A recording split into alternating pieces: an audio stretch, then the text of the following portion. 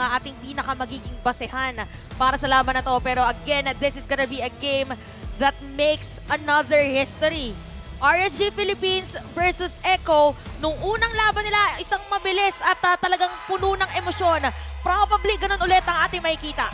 This is gonna be super intense, lalo na we're seeing a short glimpse ng mga emblems and talents na gagamitin nila. Unang tingin pa lang naka-tenacity na kaagad yung Bruno. So that's something that I like kasi yung pressure ay manggagaling sa iba sa mga members ng RSG. Specifically kay Irad and kay Light once na makarating siya ng level 4. Sobrang interesting kasi yung lineup na ginawa ngayon ng Echo, hindi siya totally reliant on the damage coming from the Bruno. Sa linyang ito, si Sanford din isang malupit na magiging key sa mga engagement ng Echo dito sa game na to. Halos parehas sa nakikita nating rotation para sa ating dalawang mga players. At si Daddy JP ay sisilip lang muna sa kabilang bahay para malaman kung kamusta ang kanilang kapitbahay. Kahit anong hero talaga, no? Si Daddy JP, harapan lagi maglaro eh. Oh, sabi nga, teka lang, It rhymes. Mga kids, silipin ko lang yun sa kabila. And especially now with the emblems and talents na meron tayo ngayon, both the mid and the roamers ay nakagamit ng Wilderness Blessing na makakapagpabilis ng movement speed nila every time they step into the river. But now, mukhang awat muna. More on focus lang muna natin makikita sa ating dalawang koponan. Again, yung nagiging istorya ng MLBB ngayon is parang yung meeting place na sinasabi natin doon sa may Turtle team fight ang unang makikita. So it's really more on the information para sa dalawang teams. And it is not the usual RSG and Echo na ating nakikita kasi most of the time, ikot, kill, agaw objective, that's it. Pero pag tumuloy yung ganito, pansinin nyo, yung early game definitely mas pabor sa Echo kasi yung carry mamaya pa yan lalaban. Same with the Novaria. Pwede sila mag-hits and I think Irad sobrang critical na magiging role niya dito to go for that 50-50 kasi yun lang pinakamagagawa nila for now. O nga pala, more on back siya kasi si Irad, so mabilis talaga. Tsaka yung napapansin natin ngayon with the meta that we have, most of the activity is always happening in the XP lane. Gugustuhin nila na ma-pressure muna yung mga XP laners bago sila mag-contest doon sa Turtle na ngayon ay nangyayari na sa pagitan ng dalawang magkaibigan. Okay, nakapwesto na ang mga besties dito sa may Turtle objective. Nag-level 4 na rin si Sanford at nakapwesto rin ng RSG. Wala pa namang hilang pwedeng gamitin dito. Ticking, waiting. Ngayon, flicker in by Nats. Napakita penalty zone. Ngunit ang Turtle mapupunta muna dito sa Echo. Ali JP gonna go down there for first blood dito kay Nats. Pinaparamdam ng RSG ang bawas nila sa early. A kill for a Turtle. A kill for an objective. You'll take that. If you're the side of Echo kasi yun ang gusto mo, pero another milestone, Shandel. Another milestone for the young GOAT. Echo's last win against TNC made Cartis the first player to reach 100 match wins. Grabe naman yun. In MPL Philippines history. Again, puro history ang ating nakikita at proud kami na maging parte ng history na to. Grabe naman. Tama naman. Makakwento ko to sa mga anak ko, pag nagkaanak na ako. Tayo ay mga pawang taga-kwento lamang at sila ang gumagawa ng kasaysayan. Mga taga-subaybay ng mga kaganapan. Ito, medyo makakita na tayo ng konting damage kay JP. Meron na siyang haascos. So, medyo intense kasi yung mga gato moments na alam mo kung nasan yung mga kalaban mo. Parang medyo pipigilan mo yung sarili mong pumindot eh. Pero grabe yung disiplina. Paano magpigil? Hindi natin mapakita eh. Kung mapapakita lang natin eh. Kaya ng camera eh. Sayang. But again, pigil is the name of the game. You have to make pigil the gigil if you're Echo. Kasi ngayon, Sanji, hawak niya na yung Divine Judgment. So meron silang paraan para makapag-engage. Meron silang paraan para makahila ng kahit isa sa mga members. So kung sakali na magkaroon ng misposition or overextension itong si Aqua or si Eman, din magkakaroon naman laban. Smooth naman nun! And again, yung sipang yun napaka-critical para mapigilan din ang hila nitong si Kuya Light, which is pwede ba nang gawin ngayon? Eman, will you have enough damage? Ang problema ngayon kay Daddy JP, no na follow-up means na hindi din pwedeng lumaban si Benny Cutie at si Sanji. At dahil dyan, dalawa na ang kills ng RSG at pwede pang dumiretso dito kay Benny Cutie sa may baba. Another one! Ika nga nung scoreboard natin kanina, pero si Benny Cutie lalaban yan. Labang siya sa level, and ayan yung worldie, masakit ng bawas. May hila din pala ang Echo, sabi ni Sanji. Although Benny Cutie, 4 ang kanilang kalaban ngayon. Pili ko, atras muna tayo. At dahil dyan, na magkakaroon ng space ngayon ang Echo na kumuha ng Turtle para dito sa Nats para manggulo. Tignan natin kung makukuha ba. Pero hindi, mayroong retribution. The young GOAT at bottom lane. Si Ako makukuha din nila. Parang mabilis ulit ang mga nangyayari. Meron Kaya na nga si Turtle, meron din sa bottom lane. Galing tayo ng bottom lane, tapos bumalik na naman. Ano yung cool kasi sinasabay nung Echo. Yung kill tsaka ano. Sobrang daming ganap, especially on the bot side. Kasi kita natin, nagkaroon ng tug of war ng bahagya kasi Sanji falls over and then nandun na naman si Light na humatak already with 2 assists as we speak. And Echo wants to convert right now. Sinasakal ng punteriya. Ayan na yung mga basics naghahampasan na. Harapan na to. And again, the regen is gonna be cut short dito. I actually, ang ganda ng anti-regen against sa Frederick, no? Kasi yung pagbalik ng buhay niya with the Grey Health, yun yung critical para mag-sustain siya sa laban. Alam mo, okay na sana na naibigay ng Echo or willing ibigay ng RSG yung mga turtle sa Echo. Pero ganito kasi yung nangyayari. Hindi sila naka-convert doon sa clash na naganap sa may bandang ibaba. May na-pick off sa kanila and the pressure is now being felt by the Raiders unti-unti. Dahil si Carl TZ ang nakakuha ng turtle plus yung purple objective since hindi na naman ginamit yung kanyang retribution during that moment because meron siyang appraiser's wrath para makakuha ng turtle and nireserba niya yung retribution niya para kunin yung purple na dapat sana ay kay Irad. At talagang nararamdaman na ngayon na ang pressure na bit-bit ng Echo dahil yung RSG hindi rin masyadong gumagalaw. Parang nag-aantay na lang sila ng perfect opportunity. No, teka lang, parang merong dadaan dito. Kuha tayo ng magandang hila, tsaka tayo mag-regroup. So yun ang inaantay ngayon ng RSG na for Echo na maintain nila ang kailang 1.3k gold lead. Now, meron ulit tayong turtle teamfight.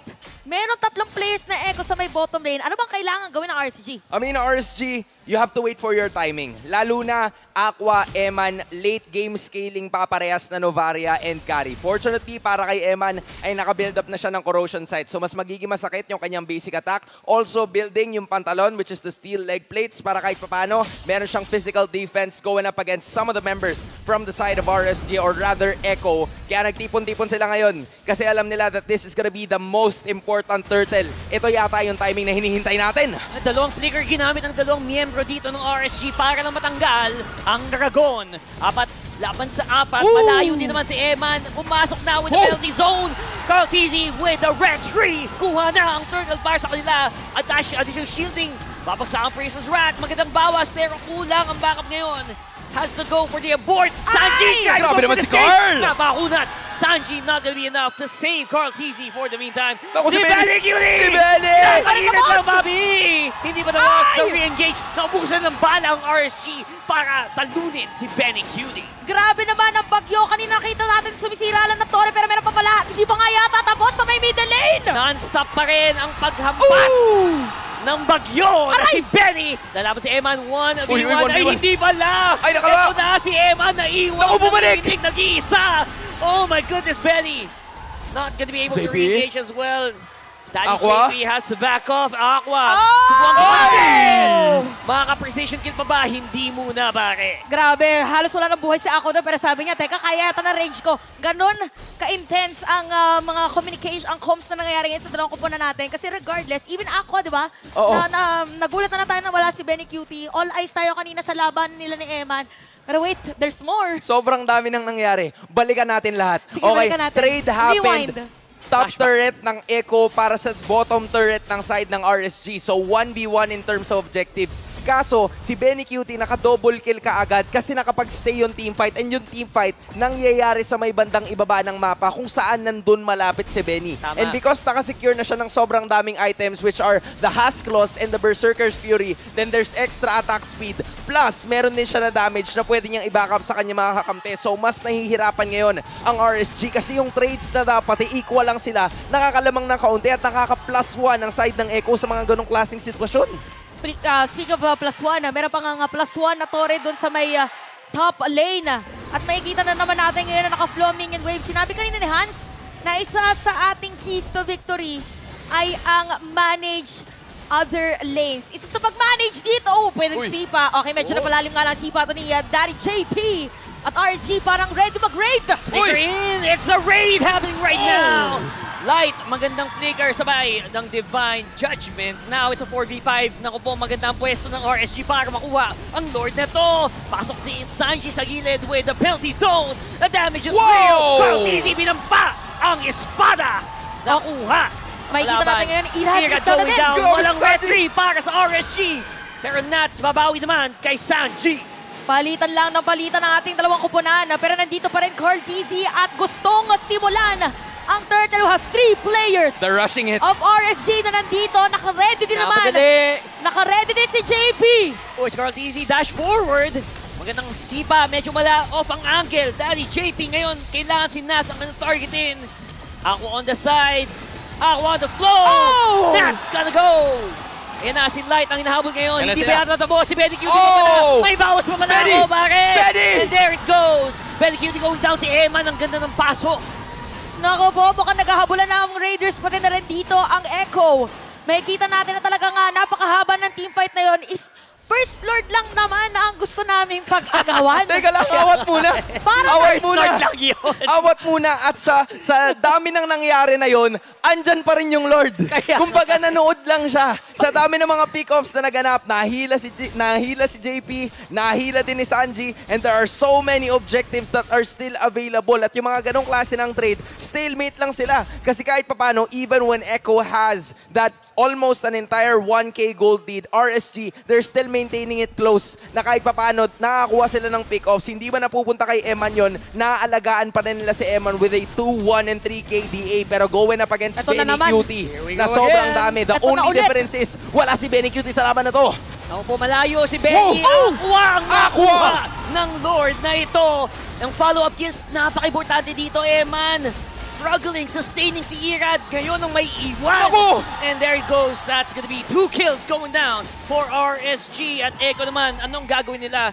Ang Lord na pupunta sa Raiders. Sabi ng RSG, okay lang, kuhanin natin ang objective. Pero sabi ng Echo, hindi pwedeng wala tayong bawi. Mukhang kakaibang depensa ka na gagawin. Parang hindi pa nga depensa dahil dalawang players ng Echo ang nandito sa may middle lane.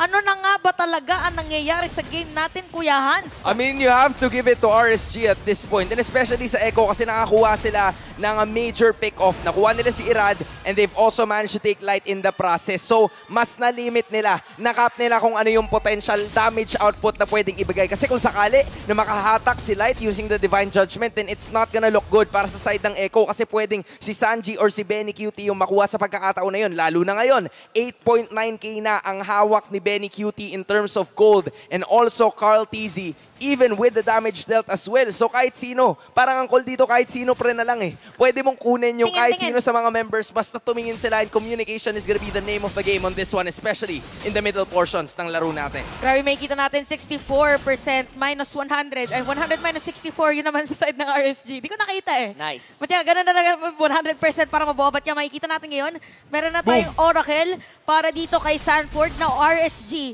Kuya Rakard, ano ba ang pinakamagandang play nila ngayon? Actually, yung magandang play dito ngayon is, at tama yung ginawa ng Echo kanina, alam nila na hindi na makuha yung Lord, pero hindi nila binato lahat for the Lord take, di ba? Sinade nila para sa dulo kasi makuha mo man yung Lord, kulang kayo sa miyembro, hindi din kayo makaka-push. So, if they can keep doing that, and right now, ang problema dito ng Echo is medyo sumasakit din si Eman, and contrary to ibang games natin, si Eman, dikit ngayon yung gold kay Benny. Tsaka nakadalawang Anticuras, yung iba sa mga members which is si Cho and si Fredre na hawak ni JP tsaka ni Carl TZ. So that limits or at least inhibits yung pwedeng damage output na iba to ni Eman in this fight. So kahit paano, pag tumagal sila sa laban, lalo na naka-Guardian's helmet, itong si Carl TZ na kapag nag-escapo siya doon sa team fight, pwedeng bumalik yung kanyang buhay ng paunti-unti. So hindi niya na kailangan mag-recall at bumalik sa base dahil andun siya, alis lang ng team fight for just a few seconds and then after that, lalo na ngayon, 30 seconds na parating yung Lord, kailangan kasi nandun siya para yung Lord Dance mangyari specifically at that moment. Nabanggit na ang Lord Dance at 20 seconds nga bago mabuhay at mag-spawn ang panibagong Lord. Napaka-importante na mga pwedeng ibitaw na mga skills ng ating mga players. So for Echo, kalmado sila ngayon. Same goes with RSG. At narinig natin na meron ng damage si Kuya Eman na magbi-build ngayon ng kanyang Wind of Nature. Ultra Wind of Nature technique na yan yung mga pang-micro, pang mga Lord Dance. Marinig mo, ting! Oo. Ting, Yun na yun. Bigla lang tutunog yun. Pag narinig mong tumunog, it's showtime para sa mga marksman. So, tingnan natin kung ano nga ba ang gagawin ngayon na play ng ating dalawang koponan. So, medyo, pag naririnig mo yung mga gantong isa lang yung nagsiskill, medyo kakabahan ka na eh. Medyo tahimik no? Tahimik yung tahimik ang mundo. Okay, nilatag na ang Astral Echo. Meron din mga pagbitaw dito ng mga bulalakaw ni Kuya Aqua. At kalahati na lang buhay ng Lord. Ang question dito ay, i-contest ba ng RSG kahit nakaposition sila? Ako si Irad, yan ang Kumanda gumulong na na. kayo ng mga hinga nyo! May likod sa likod! Nandun sa likod si Light! Ay, Kinabot na-miss! si Sanji! Ibang nasipa palayo! Right now, si Light ang magiging problemado dito with HP! Kartisi with the Lord! Nahiwa ang laban ditong RSG at Echo! At nakikita natin ngayon na dumediretso pa nga ang Echo. Biglang lumobo ka ng Kalamangan, 3.6k. At look at Benny, after kumuha ng kill mo, kadediretso pa nga ng Tori dito sa may middle lane. And Echo right now, parang hindi na nila atayin yung Lord. Naku, wala na. Hindi na kailangan ang sakit na ng mga hampas ni Benny. Ni Sanji nasa harapan na din. Healthy ba si Kartisi? Oh, kaso maubos na sila minions. Medyo dumating yung minion. Dumating yung minion Dumating ng yung minions. Dahil dyan makakadepensa pang RSG pero meron pang panibagong minion wave na dadaan dito sa Echo. Makikita natin we have Blade Armor, Immortality para kay Sanford and Kartisi. Pero ang ganda ng outplay kanina ni Sanji doon sa Lord Take kasi alam niya na siya yung target siya yung punteriya ni Light. Oy! Na nag-flicker si Light papasok para gamitin yung Divine Judgment para hilahin si Sanji pabalik. Pero Sanji using the flicker to be able to get away. Plus si JP na sinipa din palayo si Eman. So there's no damage output. At ngayon kumakatok na ang Echo sa pintuan ng RSG. Eto, wala nang conceal play. Eto, harapan na labanan para dito sa Lord right now. So, Tori muna. So far, I think ang gusto lang naman ng Echo dito to get as much gold as they can para mas sila yung lamang sa mga susunod na magiging laban. Kailangan lang talaga din nilang isustain ang kanilang kalamangan ngayon. At sinabi natin sa ating storyline na importanteng banggaan to para sa ating dalawang junglers. At ang banggaan na nakikita natin most of the time. Banggahan talaga. Banggaan na. talaga. Fredrin pa naman tsaka Baksha. Pag hindi mo binangga, iba na lang sana yun. Kumbaga, unstoppable force versus immovable object. Ano yung maabot talaga Pag yan ang dalawang naglaban na yan. Ito, makikita natin Ito. sa replay. Ang ganda nun, right? game sense yun, min. Flicker galing kay Sanji. Oo. Nasipa si Eman, so walang damage output. And si Light din together. Nag-flicker si Eman para makatakas dun sa laban na yun. Kaya nakapag-wave clear pa sila. Pero ang nadamay was si Nats na nag-initiate sana ng penalty zone para kahit papano kung sakali na makalapit si Eman, makadish out sana ng damage. Pero hindi. Nasipa siya ni JP, so walang damage output dun sa laban na yun ng side ng RSG. Kaya alam mo, parang off-angle yung sipa ni Daddy JP, pero tama eh, diba? Mission Malayo failed lang talaga. successfully. Exactly. Mission failed successfully. Kailangan mo lang talaga itaboy. May mga moments talaga na Oo. yung mga sipa, hindi mo kailangan secured kill eh. Hindi naman kailangan para sa kill yun. Hindi naman kailangan hindi para lagi sa gold kailangan laner. TikTok plays Sa, eh. Diba? sa basketball, fade away shot. ang Fade tawag away dyan. shot. Sa iba ka nakatingin, pero sa iba din pupunta yung bola. Tama. Basta Isolate. wag ka lang shoot sa ring ng kalaban. Oo. Yan lang yun. Delikado yun pag nangyari yun. But yeah, makikita natin ngayon na 17 minutes for this game. Ano na talaga tayo, Rockhart at saka Hans? Lord na lang talaga. 17, 15 seconds. Well, RSG tsaka Echo to. Ano pa bang i-expect natin sa Gamay Cry? Pero win probability, still 69% Nice. versus 31. But for RSG kasi, meron silang mga biglaang setup. Meron silang penalty zone. Meron din sila ditong divine judgment. Pero grabe yung control na pinapakita ng Echo. That's true. Pero despite that, mas confident pa rin yung RSG. Gumagawa ng mga plays itong si Kuya Light. Hindi siya mapatok lagi, pero pag pumatok yan kahit isang beses lang, pwedeng ma-disrupt yung formation ng Echo right now. Although things are leaning towards the side of Echo kasi si Carl TZ naka-immortality na. Walang naka-immortality sa rest of the members of RSG. So kapag may nalatagan na isang members, lalo na Sanji has a Divine Judgment, it's gonna go mayhem. Ito na. May narinig It's the ako conceal and it's already used up. Nakita na si Daddy JP. Harapan na ngayon ang magiging laban ng Echo. Itong Nasipak si RSG naman, Benny. meron pa silang conceal. Gagalaw naman. Kuya Light, hinahabol. Sino ba talaga ang aking ihilahin? Nag-aabat. Oh!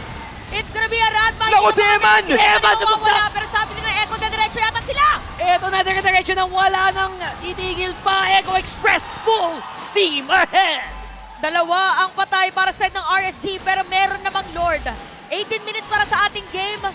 Hindi yata nakakapitalize ng RSG itong Lord na to. Pero pwede bang tapusin ng Echo dahil meron silang minion wave sa top 10? I mean, medyo delix kasi andyan pa si Aqua. Andyan si Aqua, so meron silang wave clear kahit papaano. The only problem for RSG is that hindi nga nila na-maximize yung Lord na yon dahil patay si Eman. But in less than 10 seconds ay mabubuhay na hero na yan! The play by Daddy JP. Although wala namang titira dito, inantay lang nila na makuha yung Torre. Alright. And it's gonna be enough. Oh, taunt here. Parang Nuts. Parang hindi Eman's yata alive. mag-aantay. Bendy Cutie buhay. Noon sa likudan. Pero ito na ang gante ng ape. RSG with Eman in the front. Diretso nga yata ang RSG. Meron pang Astral Echo. Eto to na. Susugod ba? Ang gulong! Gulong! Ay, naku, nakapagtas! Uy! Naku, Oh! naiwan siyang mag-isa at nanginginig. Oh my goodness, it's Ira in Pero the may front. hila! Nahila pa si Sanford! Sanford. Buhay pa! Buhay pa with the shot! Hala! Oh my goodness! Hala! They're holding on! Napakadami nangyayari ngayon sa ating laban na dalawang patay para sa Echo at isa naman para din sa RSG. Pero mararamdaman na natin ang sakit na ng mga marksman. Ilang Lord na ba yun? Tatlo pa lang. Tatlo pa Pangatlo lang. ba lang? Pero Pero meron Tatlo pa lang. pang isang natitirang inhibitor. Tatlo pa lang, pero grabe. Ganun na yung pakiramdam ng game na to. Ganon ka full-on mechanics ang dinidisplay ng parehas na teams. Echo manages to get another objective doon sa may bandang itaas. Pero dahil wala si Sanji, mas natanggal yung pack na makokopya yung retribution. Uy, si Carl! Si Carl Si lalagay Carl! sa alanganin at napap ang kanyang immortality. Mortality going down. That's JP on the front. Pero wala muna sila masyadong bawas and they will have to clear. Sa ngayon, it is a risky play pero RSG nakuha ng immortality. Medyo malaking bagay din yun. Oo, tapos yung nakuhanan pa nila ng immortality ay si Si Kuya Carl. Si Kuya Carl. Alam mo, makukompleto na natin lahat ng mga kuya dito. Oo. Looking forward na sumama si Kuya Kim. Next Kanina si Sermat lang eh. si Kanina, Sir Matt. Sir Matt. Sermat eh. Ngayon si Kuya Carl nandito na rin. Okay, ito na yung mga medyo nakakakabe. 21 minutes na, guys. May kita natin di... Oh, nice may try from JP! Pero may hila muna siya. Good thing na wala masyadong pwesto ang RSG to capitalize doon sa hila. Pag mga ganyan na, nakikita mo na talagang ready to fight yung mga players eh. Kasi nung Divine Judgment si JP, naka-ready din si Sanford. Activate Dragon! Although that's not the best hero. Alisto eh, no? That's not the best hero if you're the side of RSG kasi sobrang tanky talaga ni JP ngayon. Kahit wala yung immortality niya at nagre-regenerate pa as we speak. The fact na sobrang kunat niya at wala pa gaano yung follow-up from the side of RSG already speaks volume. There's another thing as well. Wala yung Black Dragon form na hawak ni Sanford kanina. It's still cooling down. So ngayon, posible na nasa kamay ito ng side ng RSG but unless Carl, TZ, and Sanji makes beautiful positioning pero si Sanji kasi wala pang nakukopy ang ultimate. So hinahanap niya ngayon si Light at hindi niya masipat kung nasan ba si Light ngayon. Actually, bring up ko lang yun. Ang ganda ng ginagawa ng Echo kasi hindi sila nagpapakita. Hindi sila maharas ni Aqua din. Oo nga eh. Tsaka, tinan nyo, parang kakaiba din yung pwesto ngayon ni Eman at tsaka ni Light. Pagka meron talagang dumaan, medyo delikado at nahagit ng CCTV Nako. si Kuya Benny Cutie. Ay! Naku, si JP JP's sa out! huli sa likod! It's gonna be a go signal para dito sa Ayun, RSG Dragon. Cortez sa harap. Sanford Si Eman. naghahanap. Si Sino Eman. kaya madalya? Si Eman with a better Ay! fight. Ako po! Oh my goodness! Oh! Tumatakit din! Oh! Nice one! Okay. Mula dito, sa likod. Pero saan ba talaga ang laban? Sa likod o sa harap? Sino nanlugay dito? Benny Cutie sa likod, hinahabol ng dalawa. Ngunit si Sanford makuha ang carry dito sa gitna. Oh! There's gonna be a shutdown para dito kay Aqua. At teka, Si naiwan Benny. si Benny Dapat Cutie. si Benny. Sabi ni Benny Cutie, here's my friend Carl TC. Pero sabi din naman ni Irada, rolling in the deep play. Rolling in the Ako, nag-U-turn! Nag-U-turn! Nag-U-turn! What a dodge! Si Benny What a Cutie na dodge! Aqua my with a goodness. kill. Teka lang! Si Benny! Si Benny! Ito na naman, lumalatag na naman ang kanyang mga extra boss. Pero si Benny Cutie is gonna be brought down! It's 4 heroes! It's a Wala sa shutdown! side ng Echo!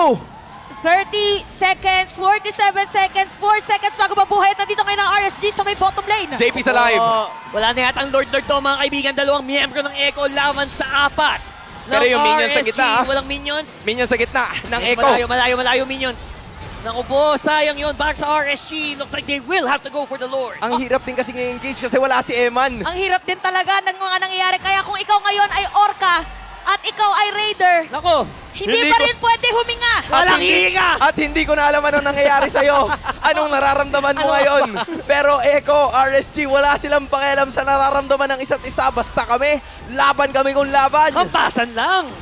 Okay, kalahati na lang buhay ng Lord na din si Carl TZ. JP at Okay. Sanford, nakita natin yung conceal by the way. Ako Meron na ni po. Dragon! Nilayo si Carl! Nalayo! Irad! Awak pa rin ang Naku si kuha. Eman! Eman! Eman, mababa ang buhay, matakatakot Sanford! kaya. Pinipilit ang tatlong miyembro ng Echo pero may penalty zone sa gitna. Naku po, ito na. Ang Naku, wala possible si na Eman dyan, kapsalita. Carl TZ, hindi makasurvive. Pop na naman yung mortality. JP!